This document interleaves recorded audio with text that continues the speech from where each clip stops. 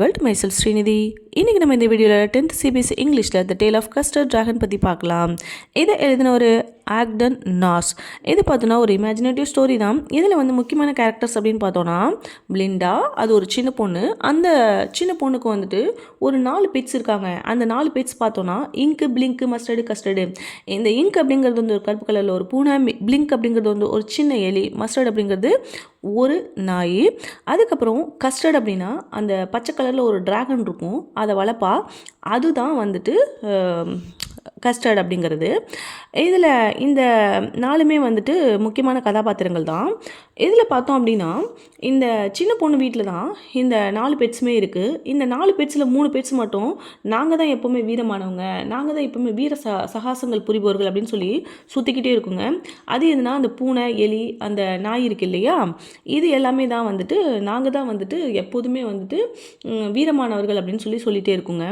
இந்த ட்ராகன் வந்து எப்போதுமே வந்துட்டு பிளிண்டா கிட்ட கேட்கும், எனக்கு வந்து ஒரு சின்ன கூண்டு வேணும், பாதுகாப்பான ஒரு கூண்டு வேணும் அப்படின்னு சொல்லி கேட்டுக்கிட்டே இருக்கும்.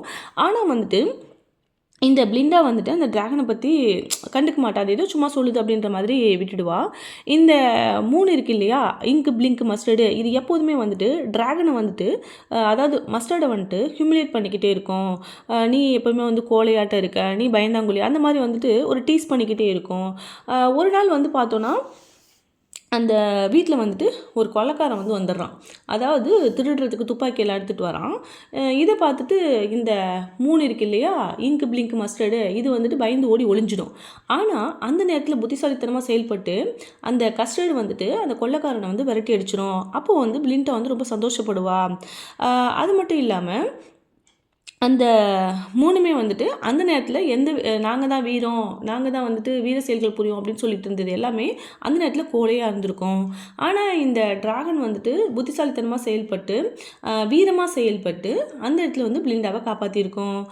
இதுலேருந்து என்ன தெரியுது அப்படின்னா, அதாவது ஆத்தர் என்ன சொல்ல வரார் அப்படின்னா, எப்போதுமே வந்துட்டு நாங்கள் தான் வீரமானவர்கள், நாங்கள் தான் வந்து வீர செயல்கள் புரிபவர்கள் அப்படின்னு சொல்லிட்டு இருக்கவங்க எல்லாருமே சில சமயங்களில் கோழையாக இருந்துருவாங்க.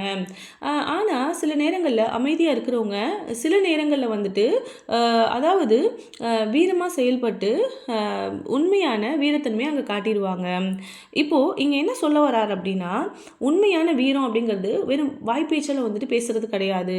உண்மையான வீரம் அப்படிங்கிறது தைரியம் அப்படிங்கிறது செயலில் காட்டுறது. இதை தான் அந்த ட்ராகன் வந்துட்டு உண்மையான வீரத்தை வந்துட்டு காட்டி அந்த கொள்ளைக்காரனை வந்து விரட்டி அடிச்சிருச்சு. அப்புறமும் இந்த பிளிண்டா கிட்ட அது என்ன கேட்குது அப்படின்னா, எனக்கு ஒரு கூண்டு வேணும். இதுதான் அது வந்து ரிப்பீட்டடாக கேட்டுக்கிட்டே இருக்குது. இதுதான் இந்த ஸ்டோரியோட விளக்கம். தேங்க்